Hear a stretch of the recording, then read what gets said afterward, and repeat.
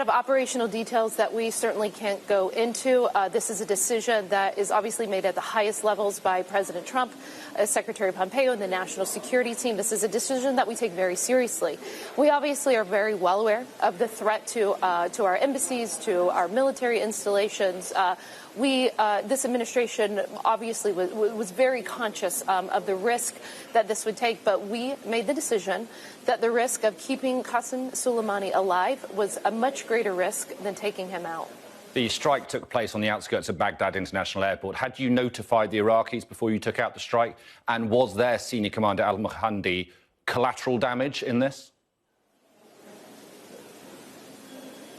So Secretary Pompeo has had numerous conversations with the Iraqi leadership since he has been Secretary of State and CIA Director. And over the past few weeks, he has made it incredibly clear to the Iraqi leadership that it is their responsibility to protect the U.S. Embassy and to protect U.S. interests. And, of course, what we saw was the leader of a designated foreign terrorist organization, a designated terrorist by the U.S. government, a leader of something that we consider, the U.S. government has considered for a long time, the largest state sponsor of terrorism in the world. We killed a terrorist yesterday who was openly trying to parade around the Middle East, around Baghdad, around Beirut, and we were able to get that terrorist. Well, Iran, as you can imagine, doesn't see it that way. They are furious, as you can imagine. They have threatened harsh retaliation. What are you expecting, and how are you protecting US interests and, indeed, interests of America's friends in the region?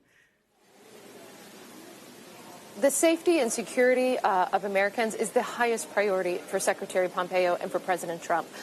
We are working incredibly closely with our colleagues at the Department of Defense and with all of our intelligence colleagues and, of course, with everybody, all of our allies, including the United Kingdom, around the world, on actionable intelligence to try and keep our people safe. So this is something that's been at the forefront of our mind, obviously, as we went into planning and considering this decision. And so obviously I can't preview the specific actions that we are taking, but we understand the risk associated with this decision. But I would reiterate that while knowing the risk, the President and the Secretary decided that the risk of letting Qasem Soleimani stay alive and plan imminent attacks against America, our allies, and our interests, that was more risky than taking him out.